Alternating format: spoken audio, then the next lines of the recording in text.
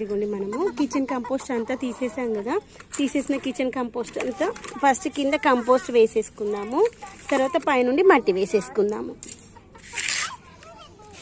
ఇలా మన దగ్గర ఉన్నటువంటి ఇవన్నీ దీంట్లో వేసేసుకుందాం. ముందు దీంట్లో డైరెక్ట్ మనం మొక్క పెట్టేసుకోవచ్చు.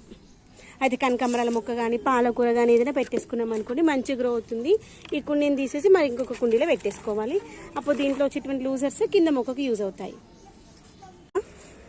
ఒకటి పక్కన పెట్టేసుకుందాము. ఎందుకంటే పెద్ద పెద్ద బాటిల్స్ కాబట్టి మంచి కిచెన్ కంపోస్ట్ ఎక్కువ పడుతుంది. గాలికి వర్షానికి కింద పడకుండా లోపలికి ప్రెస్ చేయాలి, మట్టి మెత్తగానే ఉంటుంది కాబట్టి ఒకటి ఇటు ఒకటి అటు పెట్టేస్తున్నాను.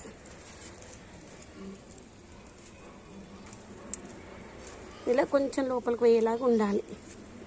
ఓకే, ఇలా పెట్టేసుకున్నాను కదా. ఇప్పుడు దీనిపైన నేను